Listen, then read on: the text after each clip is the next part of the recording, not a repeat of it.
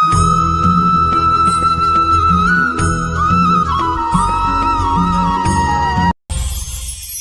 বলে জীবন খুব ক্ষণস্থায়ী, কেউ বলে জীবন হলো একটা সুন্দর স্বপ্নের মতো, আবার কেউ বলবে জীবন হলো এক কঠোর সত্য।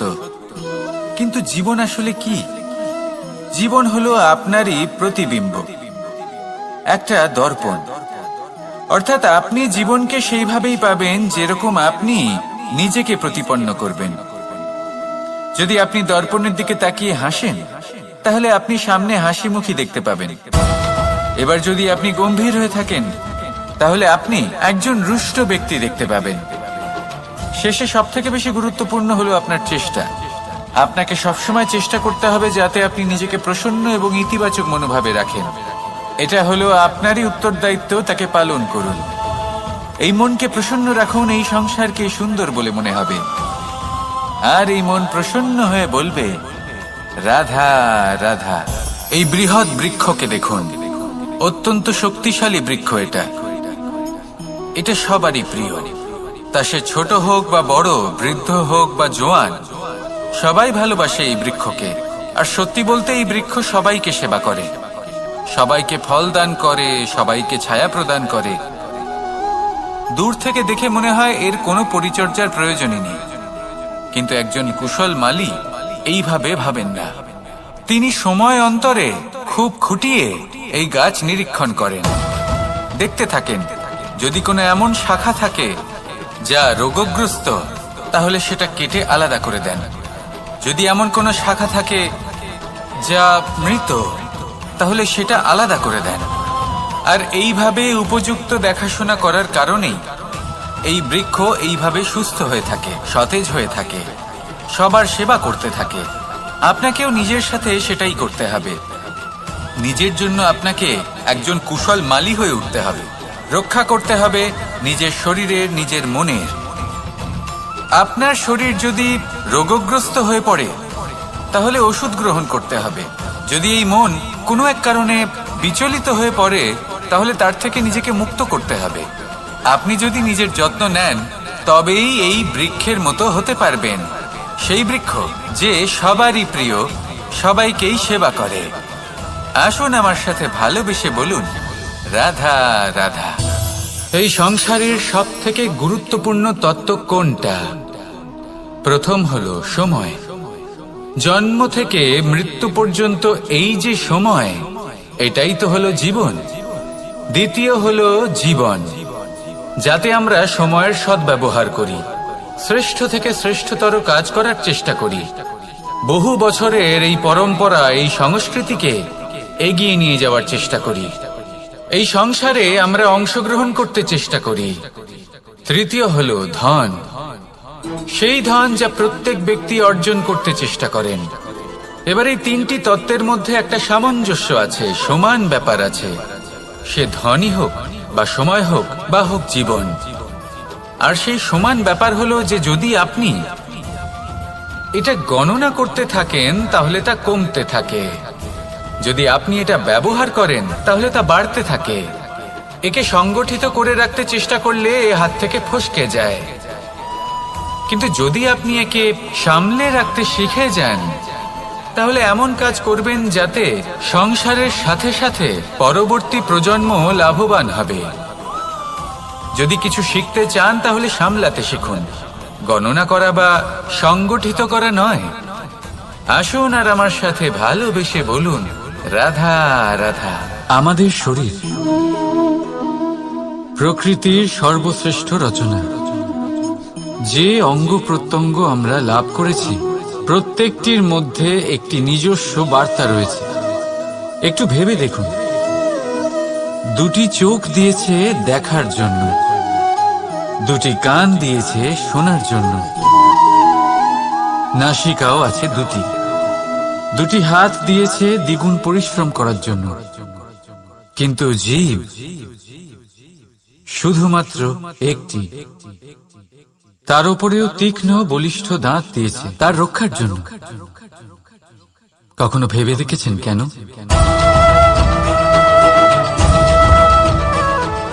কারণ শব্দ আর শব্দের প্রয়োগ মানুষের সবচেয়ে বড় অস্ত্র, যার প্রয়োগ যত ভেবেচিন্তে করা যায়, মানুষ তার জীবনে ততটাই উপরে উঠতে পারে।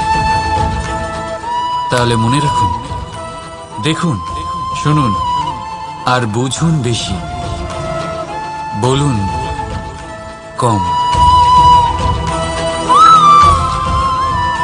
রাধা রাধা।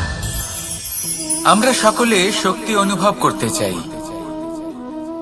এবার যদি আপনাকে জিজ্ঞেস করা হয় যে সবথেকে বেশি শক্তির অনুভব কোথা থেকে করা সম্ভব, তখন কেউ কেউ বলবেন পুষ্টিকর আহার গ্রহণ করলে, ব্যায়াম করলে, কেউ বলবেন ধন লাভ করলে, বন্ধুদের থেকে, পরিবারের থেকে, আদি ইত্যাদি। এইভাবে আপনি শক্তির অনুভব অবশ্যই করতে পারেন, কিন্তু সবথেকে বেশি শক্তির অনুভব যদি আপনি করতে চান, তাহলে তা পাবেন শুধু একতার দ্বারা, সংগঠনের দ্বারা। যদি আপনাকে উদাহরণ দিই, নিজের এই হাতটাকে দেখুন, 5টা আঙুল রয়েছে। কোনো একটা বস্তুকে নিজের একটা আঙুল দ্বারা তুলে ধরার চেষ্টা করে দেখুন, বড়ই কষ্ট হবে।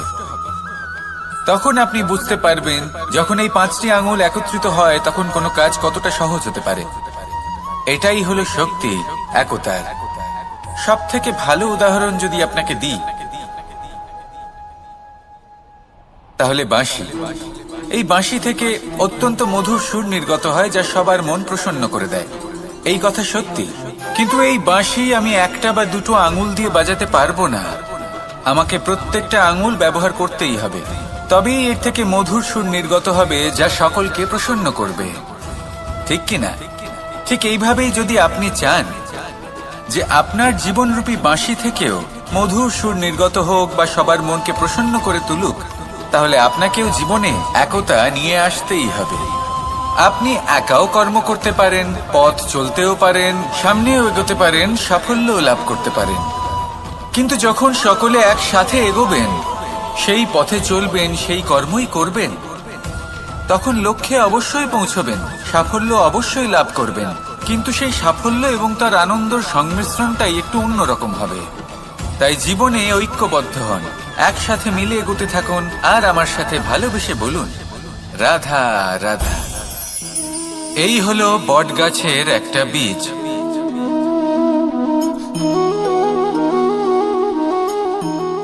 চলুন এটা রোপণ করা যাক, একটু জল দেওয়া যাক।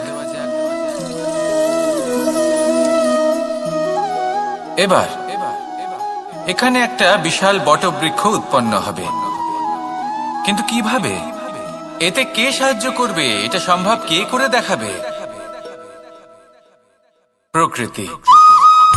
আগে হ্যাঁ, এই সংসারে যা কিছু উৎপন্ন হয়, যা কিছু নষ্ট হয়, তার জন্য প্রকৃতি দায়ী হন।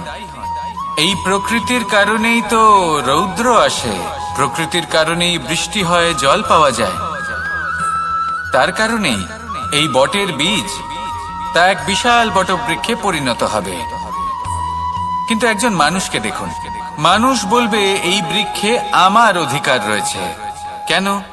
কারণ আমি এই বীজ বপন করেছি। এবার সমস্ত কাজ প্রকৃতি করবে, আর সমস্ত শ্রেয় মানুষ নিয়ে যাবে। এটা কি উচিত? কখনোই নয়। এবারের উত্তর প্রকৃতিতেই লুকোনো আছে। কখনো কোনো পাখিও এই বীজ রোপণ করে, সেখানে বৃক্ষ উৎপন্ন হয়, তাতে ফল আসে, সেই পাখি সেই ফল খায়, কিন্তু সেখানকার বাকি পাখি এবং প্রাণীদের সেই ফল খেতে বারণ করে না। সেই বৃক্ষের উপর নিজের অধিকার প্রমাণ করতে চেষ্টা করে না, সবার মধ্যে ভাগ করে দেয়। আর এটাই আমাদেরও করা উচিত। যা প্রকৃতি থেকে আসছে তা আবার প্রকৃতিতেই ফিরে যেতে দিন। এটা অত্যন্ত প্রয়োজনীয়। পাখিদের মতো হতে চেষ্টা করুন, তবেই আপনার এই মন আকাশে উড়তে থাকবে আর সুপ্রসন্ন হয়ে বলবে রাধা রাধা। দুরকমের প্রাকৃতিক বেগ থাকে। প্রথম হলো বর্ষা। যখন এর বর্ষণ হয়, তখন মাটিকে শীতল করে নতুন ফসল ফলায়। আর দ্বিতীয় হয় পবন, যা আমাদের সর্বদা শ্বাসবায়ু প্রদান করে। অশান্ত এই মনকে শান্তি প্রদান করে, এই ক্লান্ত শরীরে স্ফূর্তি প্রদান করে। আমাদের জীবনে যত আবেগ আছে তা হয় বর্ষার মতো হওয়া উচিত, নয় হওয়া উচিত পবনের মতো। ক্রোধ, মতভেদ, বিবাদ এগুলো হওয়া উচিত বর্ষার মতো, অর্থাৎ কিছু সময় পরে যেন এরা নিজে থেকেই ছিন্ন ভিন্ন হয়ে চলে যায়। আর যদি পবনের মতো কোনো আবেগ থাকা উচিত তা হলো প্রেম, যা সর্বদা শ্বাসবায়ু প্রদান করে, সবসময় সাথে থাকে। একে আমরা অনুভব করতে পারি না, কিন্তু এ আমাদের অনুভব করার জন্য প্রাণবায়ু প্রদান করে। আর যখন চক্রবাতের মতো সে ভয়ঙ্কর হয়ে ওঠে, তখন সমগ্র সংসার বদলে দেয়। এর সারমর্ম একটাই, শক্তি। মতভেদ, ক্রোধ, বিবাদের মধ্যে নেই। শক্তি যদি থাকে তা আছে প্রেমের মধ্যে। তাই এই প্রেমকে মনের মধ্যে রাখুন আর আমার সাথে বলুন, রাধা রাধা। ঘৃণা, প্রেম, রেগে যাওয়া, মান ভাঙানো, ভুলে যাওয়া, এই সকল অনুভূতি মানুষের জীবনে অত্যন্ত গুরুত্বপূর্ণ। মানুষের এই অনুভূতিগুলো না থাকলে মানুষ একটা যন্ত্রের থেকে বেশি আর কিচ্ছু নয়। কিন্তু এই অনুভূতি আপনি ভুল দিকে চালিত করলে এরাও আপনাকে আর মানুষের মতো বাঁচতে দেবে না। যদি ঘৃণার কথা বলেন, যদি আপনি কোনো ব্যক্তিকে ঘৃণা করেন, সেটা কেন? ব্যক্তিকে ঘৃণা করবেন কেন? ঘৃণা করুন তার স্বভাবগুলিকে, সেই স্বভাবগুলিকে যা সেই ব্যক্তিকে অপ্রিয় করে তুলছে। কারণ স্বভাব পাল্টানো যায়। সেইভাবেই রাগ করুন, রাধা রাধা। মুঠো হাতের শক্তি বেশি, মুঠো খুললেই তা দুর্বল। তা এমন কি থাকা উচিত এই বন্ধ মুঠোয় যা লাখের সমান? মানসিকতা এবং স্বপ্ন। মানুষ জন্মগ্রহণ করে, তার মানসিকতা সময়ের সাথে উন্নত হয়। মানসিকতা অনুযায়ী সে স্বপ্ন দেখে, আর সেই স্বপ্ন সার্থক করতে সে পরিশ্রম করতে থাকে। কিন্তু খুব গুরুত্বপূর্ণ একটা কথা আছে যা আপনার মনে রাখা উচিত। আপনার এই মানসিকতা, আপনার এই স্বপ্ন, তা যেন আপনার নিয়ন্ত্রণে থাকে। আপনার বন্ধ মুঠোয় যেন এর লাগাম থাকে, আপনি যেন এর প্রভু হন। যদি তা হয় তবেই আপনি লাভবান হবেন। যদি এরা আপনাকে নিয়ন্ত্রণ করতে থাকে, যদি আপনার মুঠো খুলে যায়, না পথ আপনার নিয়ন্ত্রণে থাকবে, না মানসিকতা থাকবে, না স্বপ্ন নিয়ন্ত্রণে থাকবে। আর যদি তাই হয় তাহলে আপনি আপনার ভবিষ্যৎ নষ্ট করে ফেলবেন। তাই নিয়ন্ত্রণ করতে শিখুন নিজের বিচার বুদ্ধি, নিজের মানসিকতা, নিজের স্বপ্নকে। নিজের এই স্বপ্ন পূরণ করুন আর আমার সাথে ভালোবেসে বলুন, রাধা রাধা। প্রত্যেক প্রাণী ভালোভাবে জীবন যাপন করতে চান, এটা তাদের স্বভাবে আছে এবং ভাবাটা অনুচিত নয়। কিন্তু একটা ভালো জীবনের গুরুত্বপূর্ণ অংশ কোনটা? বসবাসের স্থান, সেই স্থান যেখানে আমরা জীবন অতিবাহিত করি। এবার মানুষ ভাবতে পারেন যে একটা ভালো বাসস্থানের অর্থ কি? সেই স্থান যেখানে সহজে জল পাওয়া যায়, যেখানে শুদ্ধ বায়ু পাওয়া যায়, যেখানে আনাজ উৎপন্ন হয়। এটা জীবনযাপনের জন্য পর্যাপ্ত বটে, কিন্তু ভালো জীবন যাপনের জন্য আরো একটা কথা আপনাকে বুঝতে হবে। সাধু, জ্ঞানী, পণ্ডিত ব্যক্তি, এই সকল মহাপুরুষ, এনাদের যে বাসস্থান তা অত্যন্ত বিশেষ হয়। এখানে এক ধরনের বিশেষ ইতিবাচক শক্তি থাকে, এমন একটা স্থান যেখানে দেবতারাও বিচরণ করেন। জীবন আমরা সবাই যাপন করি, কিন্তু জীবনের উদ্দেশ্য শুধুমাত্র জীবন যাপন করা নয়। জীবনের উদ্দেশ্য হলো মুক্তি লাভ করা। আর এই সকল সাধু, জ্ঞানী, পণ্ডিত ব্যক্তি, এই সকল মহাপুরুষ আপনাকে মুক্তির পথে নিয়ে যেতে পারেন। কারণ এরা হলেন সেই মহাপুরুষ যারা নিজেদের অন্তরের বিকার, অহংকার, ক্রোধ, বিদ্বেষ, এই সকল দোষগুলিকে ত্যাগ করেছেন, এদের উপর বিজয় লাভ করেছেন। এমনই একজন ব্যক্তি আপনাকে মুক্তির পথে নিয়ে যেতে পারে। প্রয়োজন হলো শুধুই এনাদের চিনতে পারা, এদের কথা বুঝতে পারা এবং এদের দেখানো পথে চলা। যদি আপনি এটা করতে পারেন, তাহলে এই মন প্রফুল্ল হয়ে বলবে, রাধা রাধা। বিগত দিনের কিছু কথা মনে পড়ে গেল, এক অদ্ভুত ঘটনা যা অমূল্য শিক্ষা দিয়ে যেতে পারে। বিষয় হলো যক্ষের সাথে যুধিষ্ঠিরের কথোপকথন। একবার যক্ষ যুধিষ্ঠিরকে জিজ্ঞেস করলেন, ওনাকে বললেন যে আমার কিছু প্রশ্নের উত্তর যদি আপনি দিতে পারেন তাহলে আমি আপনার বাকি ভ্রাতাগণকে আবার জীবিত করে তুলব। সেগুলোর মধ্যে খুব গুরুত্বপূর্ণ আর কঠিন একটা প্রশ্ন ছিল, এই সংসারে সব থেকে শ্রেষ্ঠ আশ্চর্য কোনটি? এই প্রশ্ন আমি আপনাকে জিজ্ঞেস করছি। এবার কেউ বলবেন স্বর্ণ দ্বারা নির্মিত লঙ্কা, এটি হলো সংসারের সব থেকে বড় আশ্চর্য। কেউ বলবেন বরফে ঢাকা সেই পর্বত যা আকাশ স্পর্শ করে। কেউ বলবেন সেই সমুদ্র যার গভীরতা মাপা অসম্ভব ব্যাপার। কেউ বলবেন সেই বায়ু যা আমরা দেখতে পাই না কিন্তু তা আমাদের জীবন দান করে। সংসারের সব থেকে বড় আশ্চর্য কি, সেই প্রশ্নের উত্তর যুধিষ্ঠির দিয়েছিলেন, আর তা ছিল শ্রেষ্ঠ উত্তর এবং উচিত। উনি বলেছিলেন যে সংসারে প্রতিদিন কোনো ব্যক্তি জন্ম লাভ করেন আর কোনো ব্যক্তি মৃত্যুও লাভ করেন। এবার এই কথাটা সবাই জানেন, সবাই বোঝেন যে যখন জন্মেছি তখন কোনো একদিন আমিও অবশ্যই মৃত্যু লাভ করব।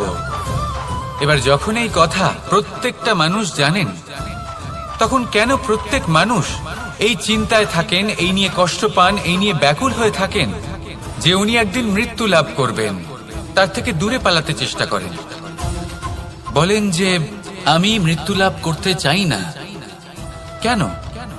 যেখানে কোনো না কোনো দিন এটা অবশ্যই হবে। এ হলো ব্রহ্ম সত্য। এই যে ব্যাকুলতা, এই ভয়, এই যন্ত্রণা, এই চিন্তা তার মনকে বাঁচতেই দেয় না, এই জীবন অনুভবই করতে দেয় না।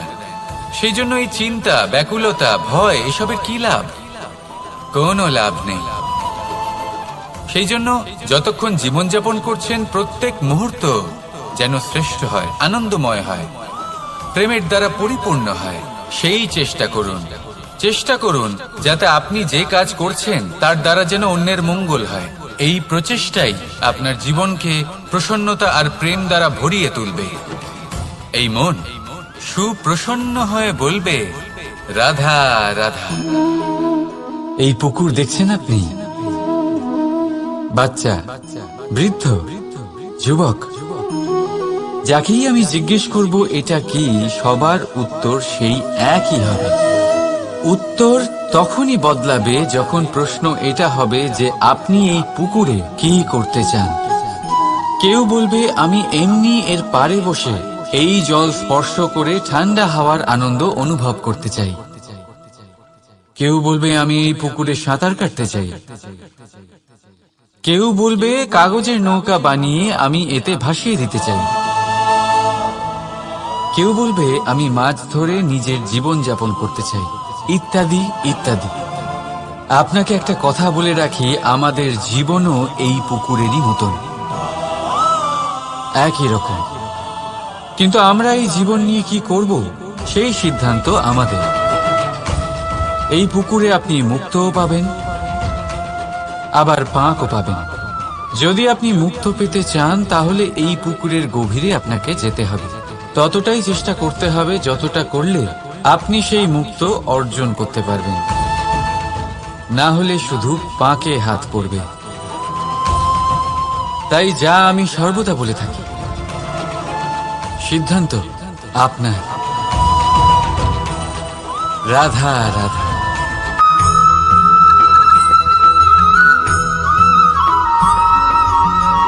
একটা বিচিত্র প্রবৃত্তি থাকে, অন্য সকলের বিষয়ে, তাদের জীবনের বিষয়ে, তাদের ব্যক্তিত্বের বিষয়ে, তাদের ভবিষ্যতের বিষয়ে অনুমান করা।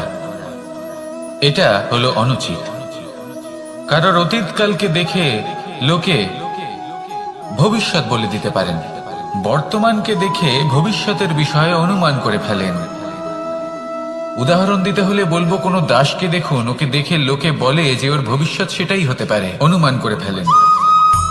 আর এই রাজাকে দেখুন, উনি তো কত সুখী হবেন, উনি তো জগতের সব থেকে অধিক সুখী মানুষ, কত সুখ সুবিধা আছে ওনার কাছে, ধারণা করে ফেলেন।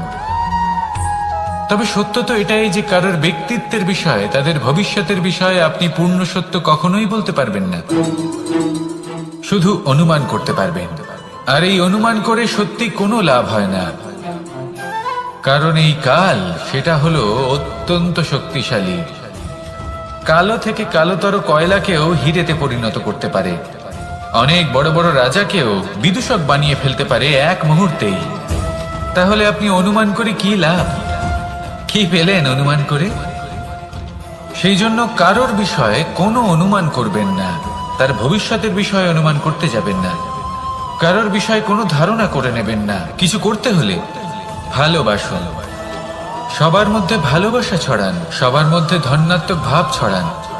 এই মন প্রসন্ন হয়ে বলবে রাধা রাধা।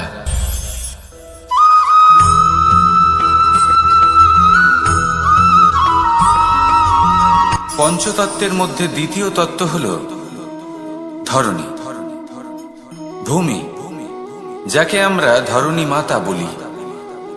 এই ধরণী ধৈর্য ধারণ করে, আর এর ওপরেই আমাদের সমগ্র সংসার নির্ভরশীল।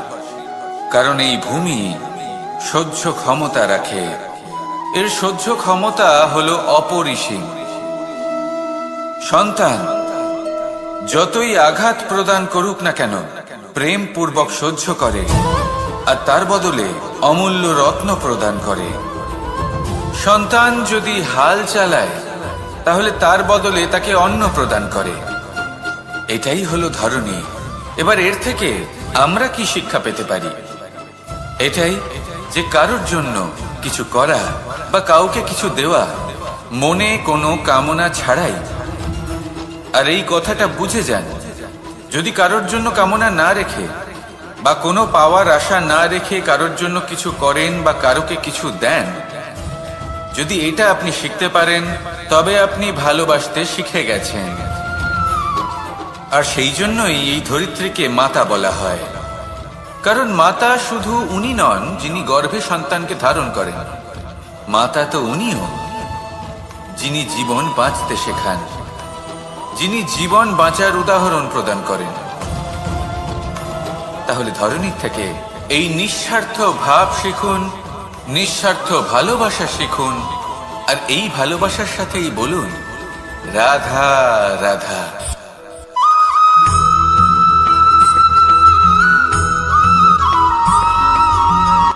সংসারে আমাদের জীবনে যখন কোনো সুখ বা দুঃখ আসে, তার জন্য আমরা কাউকে না কাউকে অবশ্যই দায়ী করে থাকি, তাই না? এই ব্যক্তি আমাদের সাথে এরকম কাজ করেছেন, তাই আমার সাথে এমন হলো। ওই ব্যক্তি যদি এমনটা না করতেন, তাহলে আজ আমি ওই স্থানে পৌঁছতে পারতাম। সবই আপনার দৃষ্টিভঙ্গির ওপর নির্ভরশীল। আর যদি আপনার দৃষ্টিভঙ্গি এমন হয়, তাহলে তা অনুচিত। সত্যি কথা বলতে এই সংসারে ভিন্ন ভিন্ন ধরনের মানুষ আছে।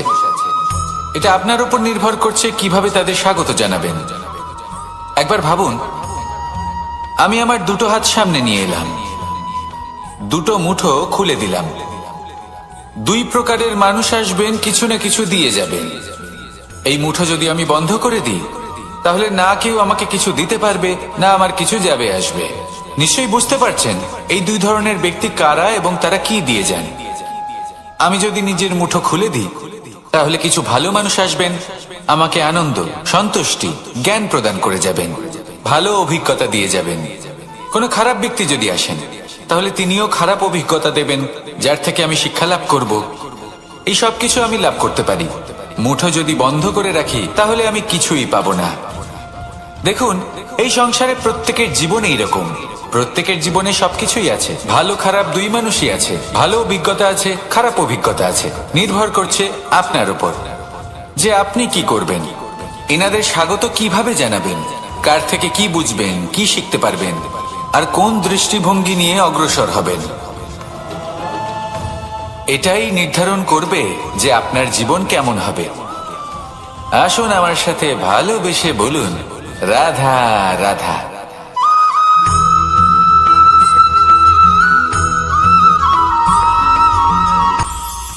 এটা হলো ধান গাছ। এর থেকে যে চাল উৎপন্ন হয় তা মানুষ গ্রহণ করেন। আর এটা কি? এ হলো জংলি ঘাস। একবার ভেবে দেখুন, যদি এই জংলি ঘাস ধান গাছের আশেপাশে থাকে তাহলে কি হবে? ধান উৎপন্ন হতে পারবে? তা উৎকৃষ্ট হতে পারবে? আমরা কি তা গ্রহণ করতে পারবো? কখনোই নয়। এই জংলি ঘাস ধানকে নষ্ট করে দেবে, কিন্তু নিজে জীবিত থাকবে। এটাই হলো আজকের শিক্ষা। এই সংসারে যদি আপনি নীতির পথে চলতে চান, উচিত কর্ম করতে চান, সংসারকে সেবা করতে চান, তাহলে জংলি ঘাসের মতো ব্যক্তিদের থেকে সবসময় দূরে থাকতে হবে। সেই ব্যক্তি যারা দুর্নীতি এবং মিথ্যা দ্বারা পরিপূর্ণ, যাদের ব্যবহার অশুভ, যাদের অনেক অশুভ গুণ রয়েছে, তারা সঠিক নয়। সেই সকল ব্যক্তি যাদের চরিত্র অত্যন্ত দুষ্ট হয়, তারা হয় শুভ চরিত্রের ব্যক্তিকে একদম নষ্ট করে দেয়, নয় নিজের মতো বানিয়ে তোলে। তাই যদি আপনি নীতির পথে চলতে চান, এই সংসারের জন্য শুভ কর্ম করতে চান, তাহলে সেই সঙ্গ লাভ করুন যে সঙ্গ জ্ঞানে পরিপূর্ণ, যাদের মধ্যে অনেক গুণ আছে, যাদের থেকে প্রতিদিন কিছু শিখতে পারবেন। এমন ব্যক্তির সাথে জীবন অতিবাহিত করুন। দুরাচারীদের থেকে দূরে থাকুন। তবেই এই মন প্রসন্ন হয়ে বলবে, রাধা রাধা।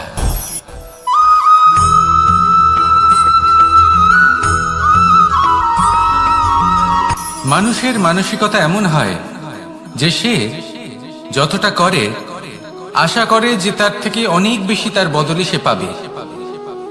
দেখুন, সবকিছুই আপনার ভাবনা চিন্তার উপর নির্ভর করছে। আপনি যদি ফলের বিষয়ে ভেবে কর্ম করতে থাকেন তাহলে সেটা অনুচিত।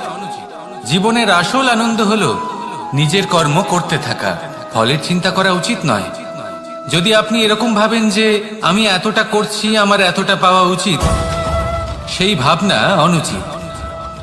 যদি আপনি সেবার মানসিকতা নিয়ে কর্ম করতে থাকেন, কর্মচক্রে প্রবাহিত হন, যদি আপনি এমন ভাবনা রাখেন যে আমি এতটা পাচ্ছি, তাই এর থেকে অনেক বেশি আমি কর্ম করব, তাহলে নিশ্চিত রূপে আপনি যতটা করছেন তার থেকে অনেক বেশি আপনি পাবেন। আপনার আশার থেকে অনেক বেশি আপনি পাবেন। শুধু জীবনে অনেক বেশি কাজ করতে থাকুন, ফলের চিন্তা করবেন না। আর মনে রাখবেন, এই ভাবনাই সব থেকে বড় বীজ। কর্মের উপর বিশ্বাস রাখুন। জীবনে যা যা আপনি চান সবই সুখময় হবে।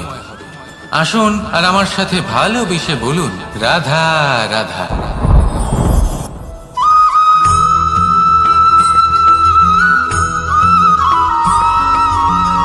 আপনি কখনো কোনো বাজকে নিজের বাসা বানাতে দেখেছেন? এই বাজ যখনই কোনো বাসা বানায় তখন উঁচু গাছের ডালে বা কোনো পর্বতের শিখরে বাসা বানায়, অনেক উচ্চতায়। আর সেখানে তার সন্তানও জন্মগ্রহণ করে। যখন এই সন্তানেরা জন্মায় তখন এই বাজ খুবই ভালোবেসে এবং খুব সাবধানে এদের পালন পোষণ করে। নিজের ঠোঁট দিয়ে তাদের ঠোঁটে খাবার পরিবেশন করে। কিন্তু যেই সেই সন্তানেরা হৃষ্টপুষ্ট হয়ে যায় এবং সেই কথা বাজ নিজে বুঝতে পেরে যায়, সেই বাজ নিজেই সেই বাসা ছিন্ন ভিন্ন করে দেয়। সেই সন্তান যাদের সবেমাত্র ডানা গজিয়েছে, কিভাবে উঠতে হয় তারা জানে না, সেই সন্তানগুলিকে উচ্চতা থেকে ঠেলে দেয়। সেই সন্তান প্রথমে ভয়ভীত হয়ে যায়।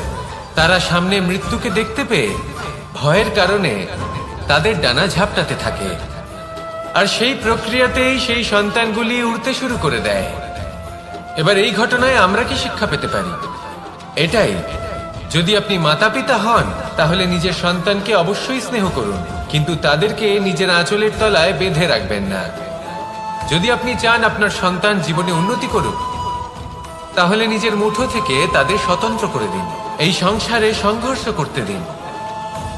সেই সন্তান নিজেই বুঝতে পারবে যে জন্মের সময় পাওয়া ডানা কি করে ব্যবহার করতে হয়। আর আপনার চোখের সামনে আপনার সন্তান এই আকাশে উড়তে থাকবে। তাহলে আসুন আমার সাথে ভালোবেসে বলুন, রাধা রাধা।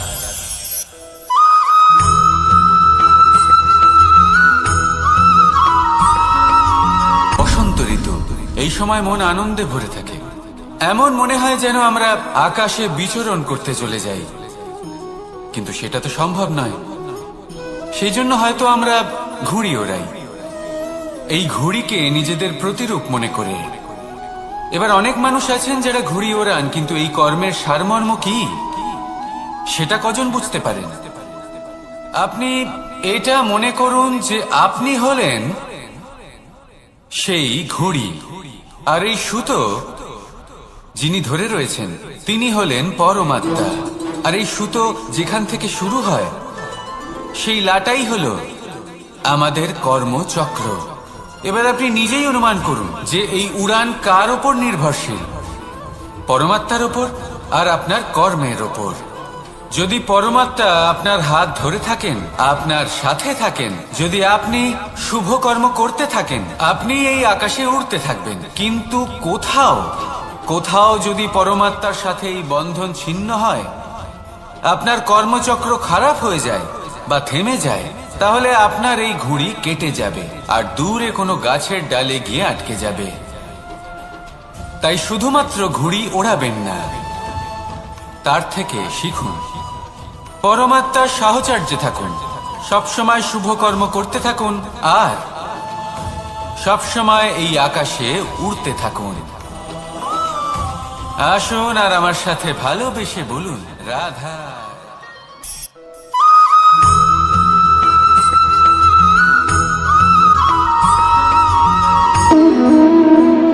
সম্পর্ক হলো আমাদের জীবনের একটি আধার। কিছু সম্পর্ক এমন যা আমরা জন্মসূত্রে লাভ করি, যেমন পরিবার, মা, বাবা। কিছু সম্পর্ক আছে যা আমরা জীবনে অর্জন করে থাকি, তা সে প্রেমের হোক, স্নেহের হোক বা বন্ধুত্বের। এই সকল সম্পর্ক লাভ করার বা গড়ে তোলার 5টি ধাপ রয়েছে। প্রথম ধাপ, কোনো ব্যক্তির সাথে আলাপ হওয়া, তার সাথে কথা বলা বা তাকে দেখা। দ্বিতীয় ধাপ, সে ব্যক্তিকে আমাদের ভালো লাগা। তৃতীয় ধাপ, আমাদের এটা চাইতে শুরু করা যে জীবনে এই ব্যক্তি যেন আমাদের বন্ধু হন, আমাদের জীবনে থাকে, বা আমাদের কাউকে ভালোবেসে ফেলা। আর এটা আমাদের ভাবা বা চাওয়া যে সেই ব্যক্তি যেন আজীবন আমার সাথে থাকেন, আমার জীবনে আমার সাথী হয়ে। চতুর্থ ধাপ, লাভ করা। এবার এই ধাপটি অনেক মানুষের পক্ষেই খুবই সরল হয়, বড়ই সরল ভাবে নিজেদের সঙ্গীকে লাভ করে থাকে। কিছু মানুষের জন্য এই ধাপ অত্যন্ত কঠিন হয়ে থাকে। অনেক প্রতিকূল পরিস্থিতির উপর জয়লাভ করে তারা সঙ্গীকে লাভ করেন, কিন্তু লাভ অবশ্যই করেন।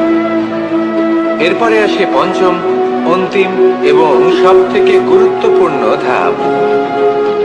সেটা হলো সেই সম্পর্ক পালন করা। এটা হলো এমন এক বিষয় যা প্রত্যেক মানুষের শেখা উচিত। যদি ব্যক্তি নিজের জীবনে সম্পর্ক রক্ষা করতে শিখে যান, তবে প্রত্যেক সম্পর্ক তার জীবনকে স্বর্গ করে তুলবে। আসুন আর আমার সাথে ভালোবেসে বলুন, রাধা রাধা।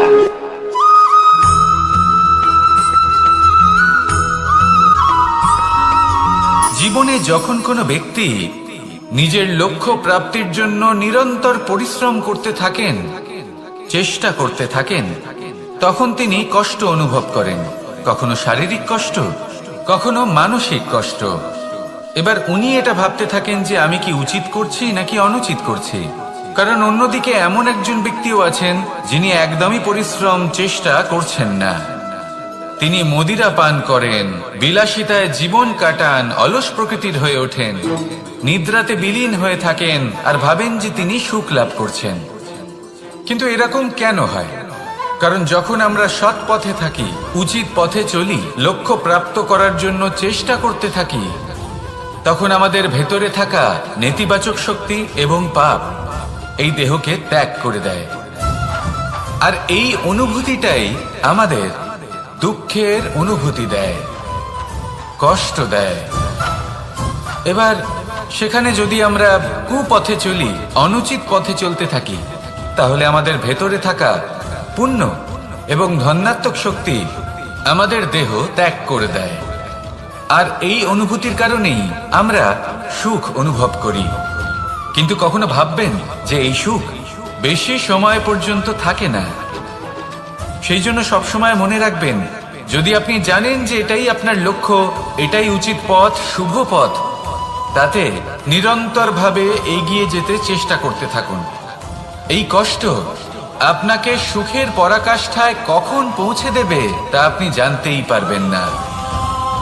আসুন আমার সাথে ভালোবেসে বলুন, রাধা রাধা।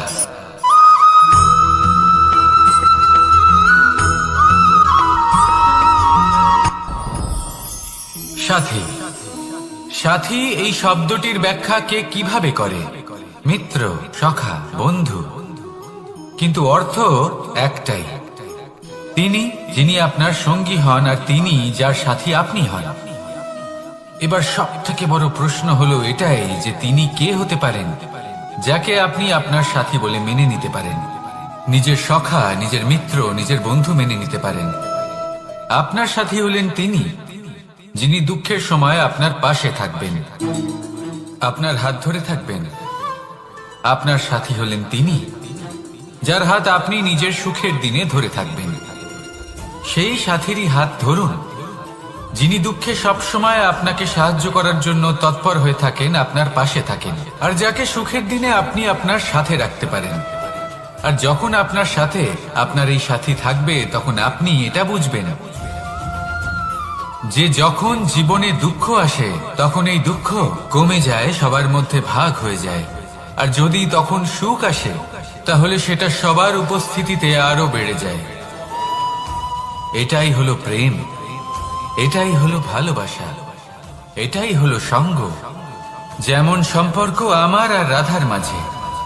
তাহলে আসুন আর আমার সাথে ভালোবেসে বলুন, রাধা রাধা।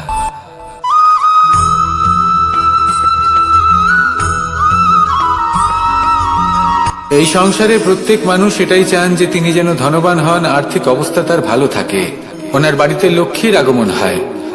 কিন্তু সেটা হবে কি করে, সেটাই হলো প্রশ্ন। কেউ বলেন যে যদি পরিশ্রম করো তাহলে ধন অর্জন সম্ভব, কেউ বলেন যে যদি বিদ্যা লাভ হয় তবেই ধন অর্জন সম্ভব, কেউ বলেন যে যদি বলশালী হও তবেই সম্পন্ন থাকবে।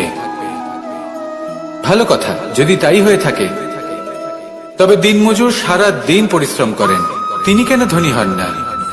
অনেকজন বিদ্বান মানুষ আছেন এই সংসারে, তারা কেন ধনবান হন না? অনেক সংখ্যক বলশালী ব্যক্তি আছেন, তাদের কাছে ধন নেই কেন? তাদের কেন ধনের অভাব হয়?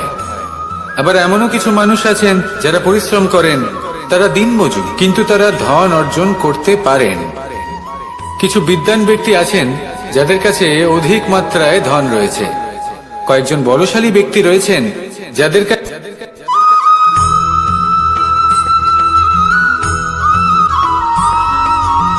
পঞ্চতত্ত্বের মধ্যে দ্বিতীয় তত্ত্ব হল ধরণী, ভূমি, যাকে আমরা ধরণী মাতা বলি। এই ধরণী ধৈর্য ধারণ করে, আর এর উপরেই আমাদের সমগ্র সংসার নির্ভরশীল। কারণ এই ভূমি সহ্য ক্ষমতা রাখে, এর সহ্য ক্ষমতা হলো অপরিসীম। সন্তান যতই আঘাত প্রদান করুক না কেন, প্রেম পূর্বক সহ্য করে, আর তার বদলে অমূল্য রত্ন প্রদান করে।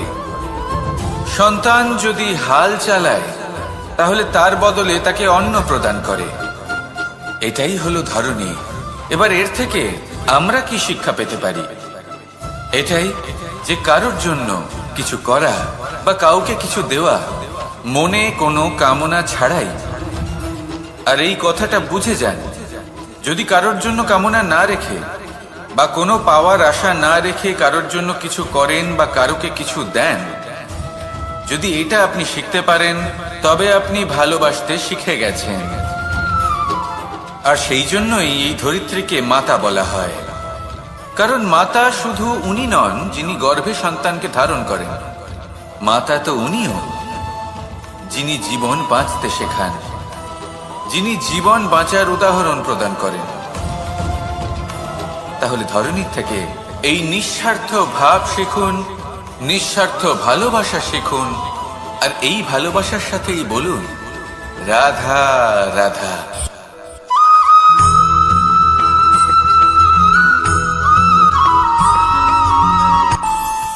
আমাদের মনে যখন কোনো প্রশ্ন ওঠে কোনো দ্বন্দ্ব জাগে তখন আমরা যাই আমাদের গুরুর কাছে, আমাদের আরাধ্যের কাছে গিয়ে জিজ্ঞেস করি।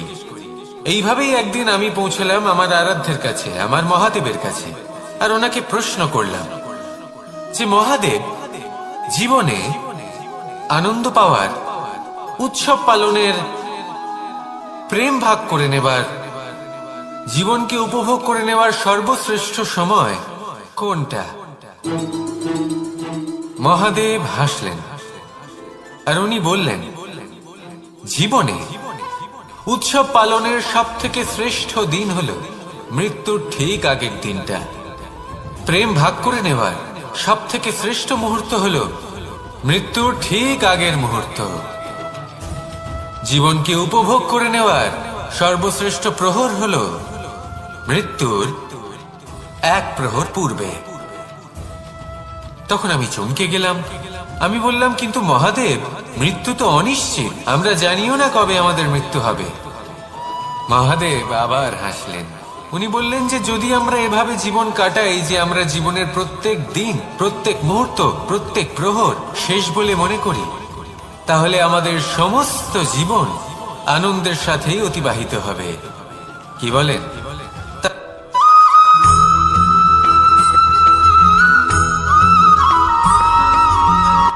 সংসারে আমাদের জীবনে যখন কোনো সুখ বা দুঃখ আসে, তার জন্য আমরা কাউকে না কাউকে অবশ্যই দায়ী করে থাকি, তাই না? এই ব্যক্তি আমাদের সাথে এরকম কাজ করেছেন, তাই আমার সাথে এমন হলো। ওই ব্যক্তি যদি এমনটা না করতেন, তাহলে আজ আমি ওই স্থানে পৌঁছতে পারতাম। সবই আপনার দৃষ্টিভঙ্গির ওপর নির্ভরশীল, আর যদি আপনার দৃষ্টিভঙ্গি এমন হয়, তাহলে তা অনুচিত। সত্যি কথা বলতে, এই সংসারে ভিন্ন ভিন্ন ধরনের মানুষ আছে। এটা আপনার উপর নির্ভর করছে কিভাবে তাদের স্বাগত জানাবেন। একবার ভাবুন, আমি আমার দুটো হাত সামনে নিয়ে এলাম, দুটো মুঠো খুলে দিলাম। দুই প্রকারের মানুষ আসবেন, কিছু না কিছু দিয়ে যাবেন। এই মুঠো যদি আমি বন্ধ করে দিই, তাহলে না কেউ আমাকে কিছু দিতে পারবে, না আমার কিছু যাবে আসবে। নিশ্চয়ই বুঝতে পারছেন এই দুই ধরনের ব্যক্তি কারা এবং তারা কি দিয়ে যান। আমি যদি নিজের মুঠো খুলে দিই, তাহলে কিছু ভালো মানুষ আসবেন, আমাকে আনন্দ, সন্তুষ্টি, জ্ঞান প্রদান করে যাবেন, ভালো অভিজ্ঞতা দিয়ে যাবেন। কোনো খারাপ ব্যক্তি যদি আসেন, তাহলে তিনিও খারাপ অভিজ্ঞতা দেবেন, যার থেকে আমি শিক্ষা লাভ করব। এই সব কিছু আমি লাভ করতে পারি। মুঠো যদি বন্ধ করে রাখি, তাহলে আমি কিছুই পাবো না। দেখুন, এই সংসারে প্রত্যেকের জীবনে এইরকম। প্রত্যেকের জীবনে সবকিছুই আছে, ভালো খারাপ দুই মানুষই আছে। ভালো অভিজ্ঞতা আছে, খারাপ অভিজ্ঞতা আছে। নির্ভর করছে আপনার উপর যে আপনি কি করবেন, এনাদের স্বাগত কিভাবে জানাবেন, কার থেকে কি বুঝবেন, কি শিখতে পারবেন, আর কোন দৃষ্টিভঙ্গি নিয়ে অগ্রসর হবেন। এটাই নির্ধারণ করবে যে আপনার জীবন কেমন হবে। আসুন আমার সাথে ভালোবেসে বলুন, রাধা রাধা।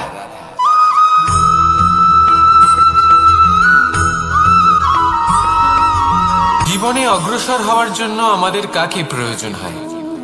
মাতা পিতা, বন্ধু, প্রেম, সাহায্য, অর্থ, পরিশ্রম, আশা। ভিন্ন ভিন্ন মানুষ ভিন্ন ভিন্ন বিকল্প চয়ন করে। যদি আমি আপনাকে বলি, তাহলে জয় আর পরাজয়ের মন্ত্র দুটো শব্দের উপর নির্ভর করে, মেনে নেওয়া আর দৃঢ় হওয়া। যদি মেনে নেন, তাহলে হেরে যাবেন। যদি দৃঢ় হন, তাহলে নিশ্চিত রূপে জয়ী হবেন। যদি কখনো আপনি ক্লান্ত হয়ে ওঠেন, আপনি দুঃখী হন, পুরোপুরি ভেঙে পড়েছেন, তখন মেনে নেবেন না যে আপনি ভেঙে পড়েছেন, নয়তো হেরে যাবেন। তখন উল্টে স্থির করবেন যে যাই হয়ে যাক না কেন, আমি জয়ী হবই।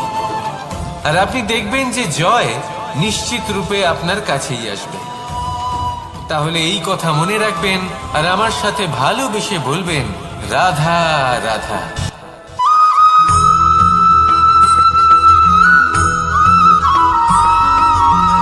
ভালো, শুধু ওনাদের কঠোর ব্যবহার দেখলে আমরা একটু ভয় পেয়ে যাই। এবার ওনাদের এই কঠোর ব্যবহার আমাদের ভালো না লাগলেও অত্যন্ত আবশ্যক, কারণ মাতার থেকে আমরা যে শক্তি লাভ করি তা যেন নিয়ন্ত্রণ হারিয়ে বিধ্বংসী না হয়ে ওঠে। আমরা যেন কোনো কুপথে না চলে যাই, আমরা কখনো যেন দোষ না করে ফেলি।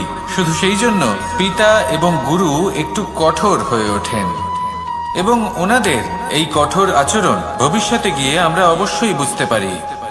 জীবনে কিছু বছর আমরা এগিয়ে যাই আর তারপর আমরা বুঝতে পারি যে বাবা এবং গুরু আমাদের যথেষ্ট ভালোবাসতেন, কিন্তু ওনাদের ভালোবাসার বহিঃপ্রকাশ আলাদা। প্রয়োজনীয় হলো এটা দেখার, এটা বোঝার যে শুরু থেকে আমাদের প্রতি ওনাদের আচরণ কেমন ছিল।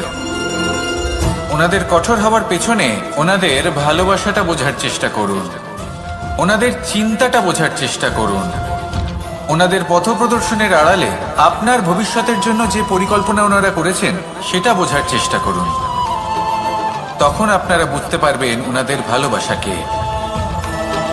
আপনার মনের মধ্যে আপনা থেকেই ওনাদের প্রতি সম্মান জেগে উঠবে। নিজের পিতা এবং নিজের গুরু এই দুজনের প্রতি কৃতজ্ঞতা প্রকাশ করুন আর আমার সাথে ভালোবেসে বলুন, রাধা রাধা।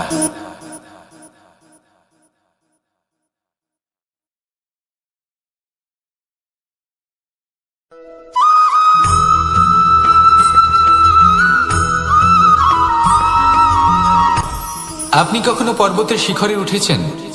আপনি দেখতে পাবেন পর্বতের পদতলে প্রচুর সুন্দর ফুল রয়েছে, সবুজ বনানী রয়েছে। যত আপনি ওপরে উঠতে থাকবেন তত ফুল কমতে থাকবে, সবুজ বনানী কমতে থাকবে। আরো কিছুটা ওপরে উঠলে কাঁটা জাতীয় গাছ দেখতে পাবেন, শুকনো গাছ দেখতে পাবেন। আরো যদি ওপরে ওঠেন তাহলে পাষাণ দেখতে পাবেন। আরো ওপরে উঠলে হিমখণ্ড দেখতে পাবেন। এই যে পর্বত, তা মনুষ্য জীবনের সব থেকে উত্তম উদাহরণ। মানুষ যখন সাফল্যের শিখরে পৌঁছতে চান, মহানুভবতার শিখরে পৌঁছতে চান, পথে যত আস্তে আস্তে উপরে উঠতে থাকেন ততই ভৌতিক বস্তু তার থেকে বিচ্ছিন্ন হতে থাকে। যদি তিনি সেই ভৌতিক বস্তুগুলি ত্যাগ না করতে পারেন তাহলে কখনোই সেই স্থানে পৌঁছতে পারবেন না।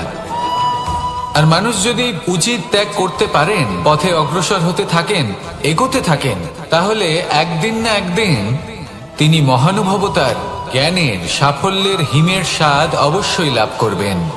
মনে রাখবেন, মানব জীবনে ত্যাগ হলো অত্যন্ত গুরুত্বপূর্ণ অংশ। আসুন আমার সাথে ভালোবেসে বলুন, রাধা রাধা।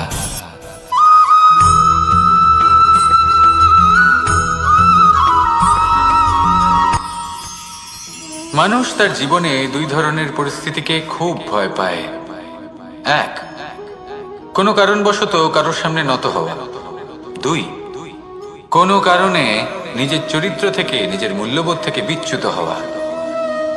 এবার কেন হয় এরকম যে কথায় কথায় কারোর সামনে নত হতে হয়? কেন বারংবার নিজের চরিত্র থেকে চ্যুত হতে হয়? এরকম কেন হয়? এটা তখনই হয় যখন আমাদের শিক্ষা এবং মূল্যবোধের অভাব থাকে। যদি মানুষের মধ্যে প্রকৃত শিক্ষা থাকে তাহলে এই সংসারে কোনো সময় এবং কারোর সামনেই নত হওয়ার কোনো প্রয়োজন নেই। যদি মানুষের মধ্যে মূল্যবোধ থাকে তাহলে তাকে নিজের মূল্যবোধ বা চরিত্র থেকে বিচ্যুত হতে হয় না, তা সে যাই হয়ে যাক না কেন। কোনো বালককে যদি জন্ম থেকেই সুশিক্ষার অধিকারী করা হয়, শিক্ষিত করা হয়, মূল্যবোধের অধিকারী করা হয়, তবে সে এই সংসারে এমন কর্ম করবে যাতে সে নিজেকে, নিজের পরিবারকে, সমগ্র সমাজকে গর্বিত করতে পারে।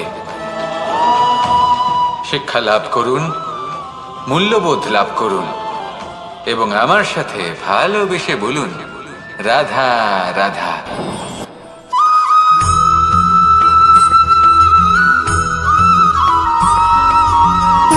সুখ, দুঃখ এবং শক্তি, এই তিন হলো এই সংসারের ত্রিদেবের মতো।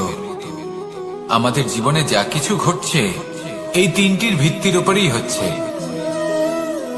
আসলে এই সংসারের একটা নিয়ম আছে, যখনই আপনি কিছু লাভ করেন এই সংসার আপনার পরীক্ষা নেয়। এটা জানার জন্য আপনার পরীক্ষা নেয় যে আপনি যা কিছুই লাভ করেছেন আপনি কি আদৌ সেটার যোগ্য কিনা। ঠিক সেইভাবেই এই সুখ, দুঃখ এবং শক্তি আপনার পরীক্ষা নিয়ে থাকে। যখন সুখ আসে তখন সে আপনার পরীক্ষা নেয় যে আপনার মধ্যে অহংবোধ জাগ্রত হয়নি তো। যদি অহংবোধ চলে আসে তাহলে সুখ সেখানেই সঙ্গ ত্যাগ করে। দুঃখ আপনার ধৈর্যের পরীক্ষা নিতে থাকে, আর যদি আপনার মধ্যে ধৈর্য না থাকে তাহলে এটা আপনাকে আরো বেশি দুঃখের গভীর অন্ধকারে ঠেলে দেবে। সেখানে শক্তি পরীক্ষা নেয় আপনার বিনম্রতার। যদি আপনি বিনম্র না হন তাহলে হয় এই শক্তি আপনার সঙ্গ ত্যাগ করবে, নয় এই শক্তি বিনম্রতার অভাবে আপনার পতনের কারণ হতে পারে। এই সংসারে যে কোনো ব্যক্তি যিনি এই পরীক্ষায় উত্তীর্ণ হয়ে থাকেন, এই জীবনে তিনি সাফল্য লাভ করেন। আসুন আমার সাথে ভালোবেসে বলুন, রাধা রাধা।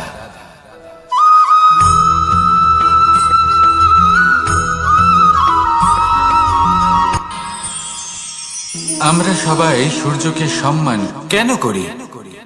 কারণ আমরা জানি যে সন্ধেবেলা যখন সূর্যাস্ত হবে তখন শুধুমাত্র অন্ধকার বাকি থাকবে। ঠিক কিছুটা এরকমই হয় আমাদের মাতা পিতাও, যিনি আমাদের জন্ম দেন, আমাদের ভরণ পোষণ করেন, আমাদের বড় করেন, আমাদের প্রেম প্রদান করেন। কখনো কখনো তাদের মুখ থেকে কটু কথা নিঃসৃত হয়, আমাদের দুঃখ হয়, কিন্তু তখন আমাদের এটা বোঝা উচিত এগুলি নিঃসৃত হচ্ছে আমাদেরই মঙ্গলের জন্য। যেমন সূর্যদেব, উনিও উত্তাপ দিয়ে থাকেন আমাদেরই মঙ্গলের জন্য, যাতে ফসল পাকতে পারে, যাতে জল বাষ্প হয়ে মেঘ হতে পারে, বৃষ্টি হতে পারে, আর এই সংসারে নিরন্তর জলের প্রবাহ থাকে। আমাদের মাতা পিতা, তাদের কঠোর আচরণ, তাদের কঠোর অনুশাসনের পেছনে লুকিয়ে থাকে ওনাদের ভালোবাসা। আমাদের তা বুঝতে হবে, সসম্মানে ওনাদের গ্রহণ করতে হবে। কারণ ঠিক সূর্যাস্তের পরে যেমন চতুর্দিক অন্ধকারচ্ছন্ন হয়ে যায়, তেমনি আমাদের জীবন থেকে যখন আমাদের মাতা পিতা চলে যায় তখন আমাদের জীবনেও শুধু এবং শুধুমাত্র অন্ধকারই ছেয়ে থাকে। সেই জন্য নিজের মাতা পিতাকে সম্মান করুন, ওনাদের ভালোবাসা প্রদান করুন। এই মন আর এই জীবন প্রসন্ন হয়ে বলবে, রাধা রাধা।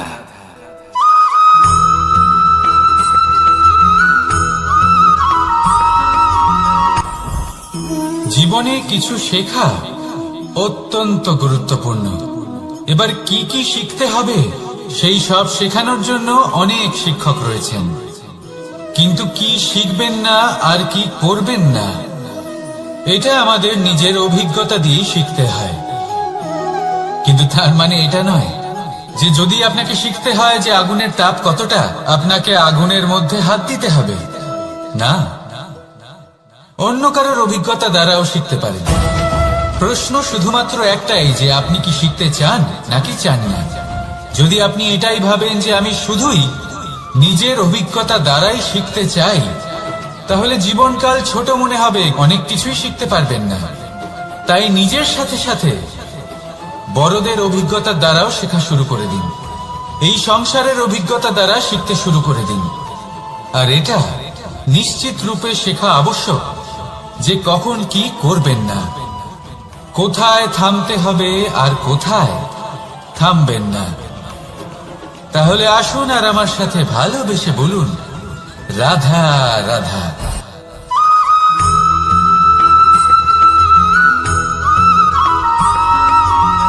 এই সংসারে সব থেকে বেশি কোমল বস্তু হলো রেশম। এই রেশম এতটাই কোমল হয় যে এর পুরো একটা থান শুধুমাত্র একটা হাতে ধরা সম্ভব। কখনো ভেবে দেখেছেন এই রেশম কিভাবে হয়? একটি কীট তার লালার দ্বারা উৎপন্ন হয়। এই কীট সেই রেশমকে পাক দিতে থাকে, পাক দিতেই থাকে, দিতেই থাকে, আর আস্তে আস্তে তার মধ্যেই জড়িয়ে পড়ে। শেষে ওর এই সুন্দর অমূল্য সৃষ্টি রেশমের এই সুতো তার নির্মাণ কার্য পূর্ণ হয়, কিন্তু তাতেই ও নিজে বন্দী হয়ে যায়। নিজেরই মায়াজালের এই বন্দী গৃহে নিজেই ফেঁসে যায়। এবার এই সুতোকে ব্যবহারযোগ্য করে তোলার জন্য এই কীটগুলিকে এই কবচের সাথেই ফুটন্ত জলে ফেলে দেওয়া হয়।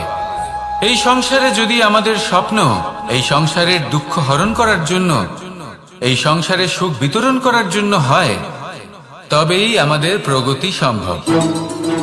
যদি আমাদের এই স্বপ্ন শুধুই আমাদের এবং আমাদের স্বার্থ সিদ্ধির জন্য হয়, তাহলে এই স্বপ্ন আমাদের অন্ধ করে দেবে, আমাদের অন্ধকারের পথে নিয়ে যাবে, আর আমরাও সেই কীটের মতো হয়ে যাব।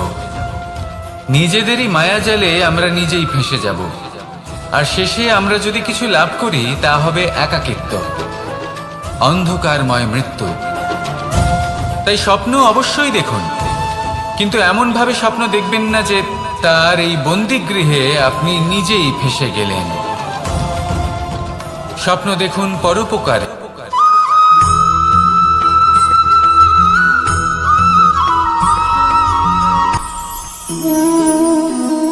শক্তি এক অত্যন্ত বিচিত্র বস্তু, বা বলতে পারেন অনুভূতি। পিতা সবসময় চান যেন তিনি তার শক্তি পুত্রকে। আসুন আপনাকে সহজে বোঝাই। যদি আপনি সুপাত্র হন আর আপনাকে শক্তি দেওয়া হয়, তাহলে আপনি সেই শক্তির গুরুত্ব বুঝবেন, কোথায় সেই শক্তি প্রয়োগ করা উচিত সেটা বুঝবেন। আর এটা যেহেতু অর্জন করা শক্তি হবে, সেই শক্তির অপব্যবহার হবে না। কিন্তু যদি এই আপনি কুপাত্র হন আর যদি আপনাকে এই শক্তি দেওয়া হয়, তাহলে কি হবে? দেখতে গেলে এই শক্তি আপনি দান হিসেবে পেয়েছেন, তাই না আপনি এই শক্তির গুরুত্ব বুঝবেন, আর না এর প্রয়োগ আপনি জানবেন। তার অপব্যবহার হওয়া সুনিশ্চিত। তাই যদি আপনি কোনো শক্তি অর্জন করতে চান, তাহলে আগে তার যোগ্য হয়ে উঠুন। পুত্র নয়, পাত্র হয়ে উঠুন। আর আমার সাথে ভালোবেসে বলুন, রাধা রাধা।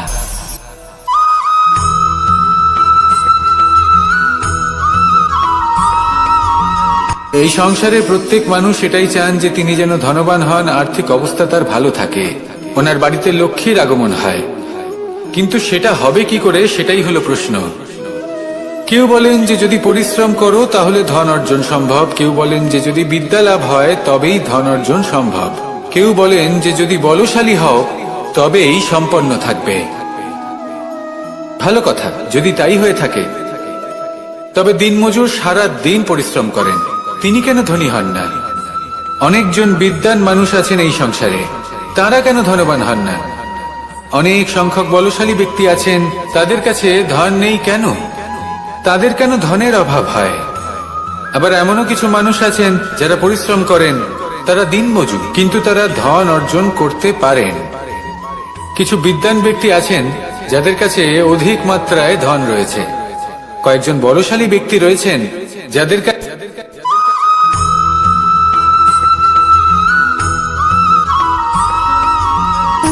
সুখ, দুঃখ এবং শক্তি, এই তিন হলো এই সংসারের ত্রিদেবের মতো। আমাদের জীবনে যা কিছু ঘটছে এই তিনটির ভিত্তির উপরেই হচ্ছে।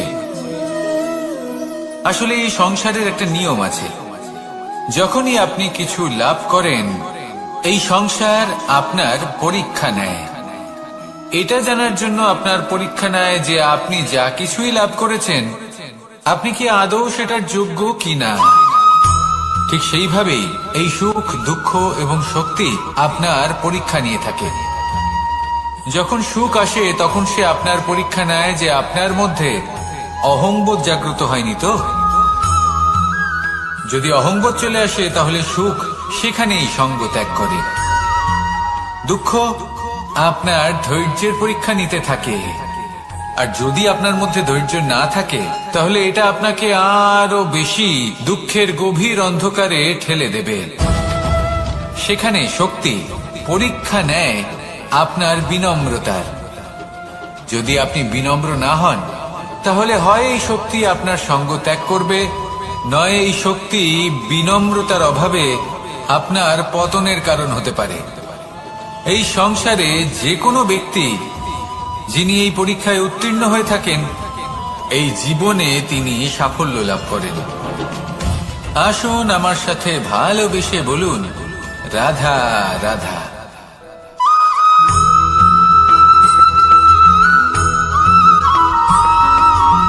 পঞ্চতত্ত্বের মধ্যে দ্বিতীয় তত্ত্ব হল ধরণী, ভূমি, যাকে আমরা ধরণী মাতা বলি।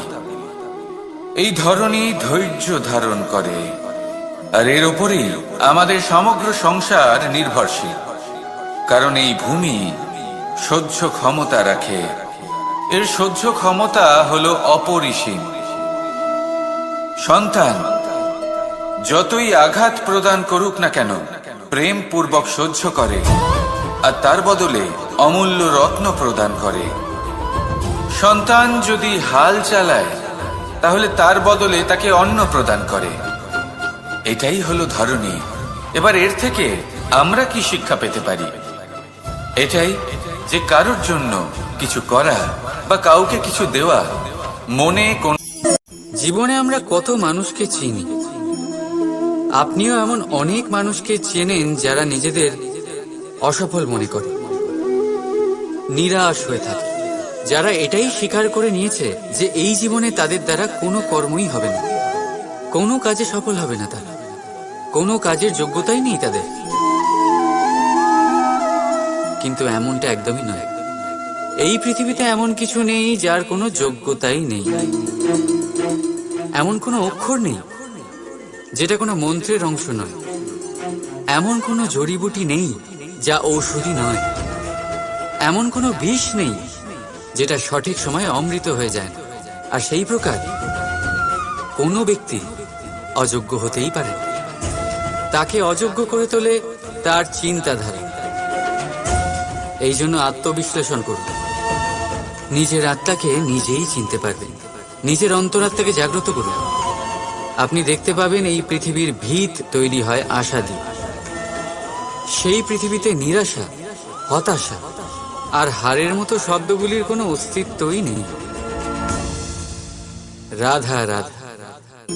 আমি আপনাদের বলেছিলাম যে সংসারের সব থেকে বড় অস্ত্র আর সব থেকে বড় সম্বল হলো বন্ধুত্ব। কিন্তু এই বন্ধুত্ব কেমন হওয়া উচিত? বন্ধুত্ব হওয়া উচিত দুধে মেশানো জলের মতো। কিভাবে? দুধে যখন জল মেশানো হয় তখন সেই জল নিজেই দুধে পরিণত হয়। এবার ভাবুন, দুধের সাথে বন্ধুত্ব করে জলের গুরুত্ব কেমন বেড়ে গেল। তবে এখানেই কিন্তু এই গল্পের শেষ নয়। যখন দুধকে গরম করা হয় তখন জল নিজের বন্ধুত্ব পালন করে। জল নিজে আগে সেটার তাপ নেয়, নিজের অস্তিত্বকে বাষ্পে রূপান্তরিত করে আর দুধকে বাঁচিয়ে নেয়। আর তারপর জল বাষ্প হয়ে গেলে দুধ ফুটতে থাকে। সে পাত্র থেকে বেরিয়ে উপচে পড়ে, আর শান্ত তখনই হয় যখন তাতে আবার জল মেশানো হয়। অর্থাৎ বন্ধুত্ব সেটাই যা বন্ধুর অস্তিত্বকে বিস্তার করে। বন্ধুত্ব সেটাই যা বন্ধুর জন্য নিজের অস্তিত্ব জ্বালিয়ে দেয়। বন্ধুত্ব সেটাই যাতে সুখ আর দুঃখ দুটোই বন্ধুত্বের সাথে যুক্ত। তাহলে এমন বন্ধুত্ব করো যার সামনে কুবেরের ধনও কম পড়ে যায়। রাধা রাধা।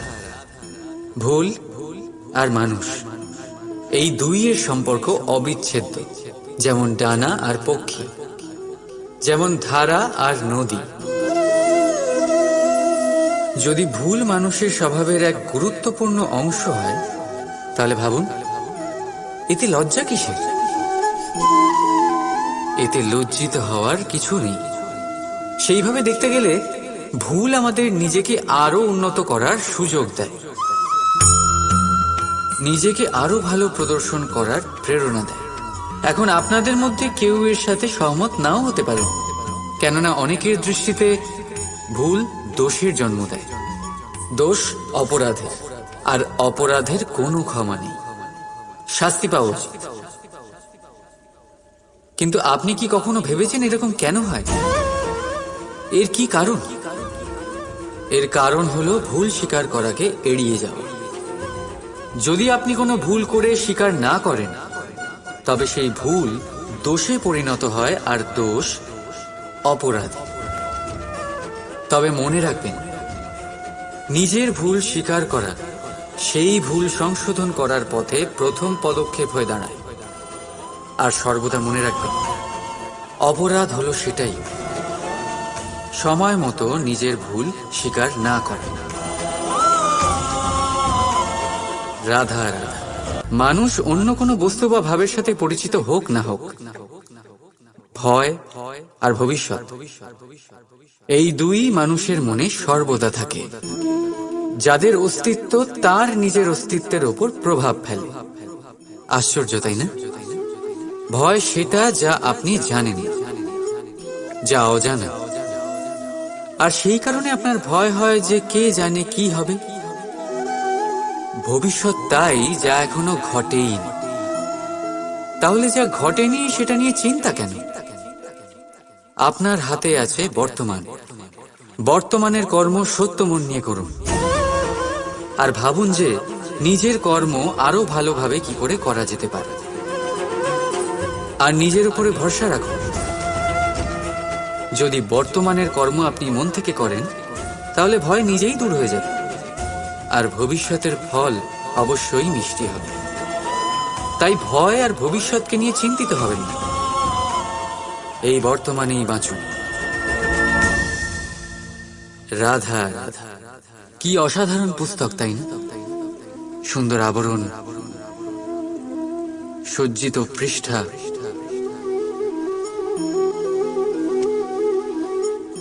কিন্তু একে কি সত্যিই অসাধারণ পুস্তক বলে গণ্য করা যায়? এটাতে যা লেখা আছে তা কি সত্য, প্রেরণাদায়ী, আমাদের জন্য মূল্যবান? কি করে নিশ্চিত হওয়া যায় এই বিষয়ে? এবার আপনারা বলবেন, এ তো সহজ ব্যাপার। আবরণ দেখে পুস্তকের গুণ বিচার করা যায় না। তার জন্য আপনাকে সেটা পড়তে হবে, সেটা বুঝতে হবে, সময় দিতে হবে, তাই না? একদম ঠিক ভাবছেন আপনারা। আশ্চর্য বিষয় হলো এটাই, একটা পুস্তকের ব্যাপারে আপনারা এই সব কিছু জানেন, কিন্তু কোনো ব্যক্তির ব্যাপারে আপনারা এইসব কথা নিয়ে একদম ভাবেন না। ব্যক্তির মূল্যায়ন তার বস্ত্র দিয়ে, তার শারীরিক রূপ দিয়ে বা তার সৌন্দর্য দিয়ে করা যায় না। তার জন্য আপনাকে সেই ব্যক্তির মন পড়তে হবে, বুঝতে হবে, তাকে সময় দিতে হবে। কিন্তু আমরা কি করি? গঠন, রং আর সৌন্দর্য দেখে আকৃষ্ট হয়ে যাই, সেটাকে প্রেম ভেবে বসি। আর প্রত্যেক দিন কাউকে না কাউকে এটা বলতে শোনা যায় যে তার প্রেম কাহিনী সফল হলো, সে প্রতারিত হয়েছে। কিন্তু এতে দোষ আর কারণ নয়, স্বয়ং আপনার। আপনি সেই ব্যক্তিকে সময় দেন, আপনি সেই ব্যক্তির বিচারধারা পরখ করেন। প্রেম কিছু মুহূর্তে তৈরি হওয়ার রন্ধন, এর স্বাদ আস্বাদন করার জন্য আপনাকে জীবনভর সময় দিতে হবে। তাহলে সময় দিন, একে অপরের রূপকে নয়, আত্মাকে চিনুন। আর অতি অবশ্যই মন প্রসন্ন হয়ে বলে উঠবে, রাধা রাধা। মানুষের ভাবনা সংসারে সবচেয়ে গভীর, বা বলতে পারেন সবচেয়ে কঠিন ভাব। কখন কি ঘটে যাওয়ার পরে এই মন কি ভেবে বসবে, এটা বলা অসম্ভব। আর আমাদের এই ভাবনা অনেক সময় আমাদের মনে হীন চিন্তা নিয়ে আসে। আমরা সবসময় আমাদের ওপরের শ্রেণীর লোকেদের লক্ষ্য করি, তাদের জীবনের বিশ্লেষণ করি, আর তারপর নিজেকে হীন মনে করি। ও কত ধনশালী, ও কত বলশালী, আর আমার কাছে তো কিছুই নেই। আমি নিঃস্ব, আমি হীন, এই সংসারের জন্য আমি কিছুই নই। মনে হয় না এরকম? কিন্তু আসলে তা নয়। আপনার কাছে অনেক কিছু আছে, পরখ করে দেখে নিন। অতি ক্ষুধার্ত মানুষ যদি এক মুঠো ভাত পেয়ে যায়, তা যতই অন্যের কাছে ক্ষুদ্র অন্নের দানা হোক, তার কাছে তা ভোজের থেকে কোনো অংশে কম নয়। তাই যখনই মনে হীন চিন্তার উদ্রেক হবে, আপনজনদের দিকে তাকান, তাদের কথা ভাবুন। আপনার বিশ্বাস হয়ে যাবে, আপনি যতই মনে করেন এই সংসারের জন্য আপনি কিছুই নন, কিছু মানুষের জন্য আপনি গোটা সংসার সমান। তাই যা আপনার সংসার, তাতেই সুখী থাকতে শিখুন। রাধা রাধা।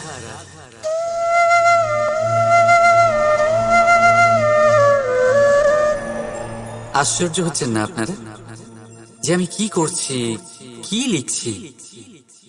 দেখতে চান? এবার আপনারা ভাবছেন আমি মাটিতে মাটি কেন লিখছি। এর পেছনে একটা বড় কারণ আছে, কিন্তু সেটা বিশ্লেষণ করার আগে আমাকে একটু জলের ওপর জল লিখতে দিন।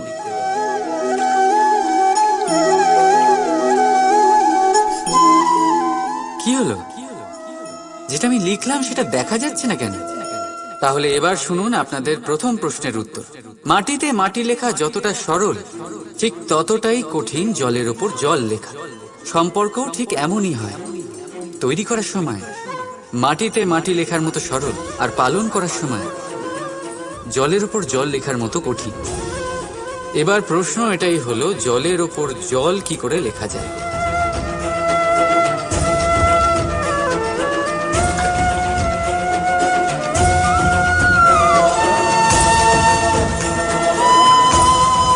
যেভাবে এই পাথরগুলো জলের মধ্যে ডুবে জলের গভীরে চলে গেল, ঠিক এইভাবে আমাদের সম্পর্ক পালন করতে হবে।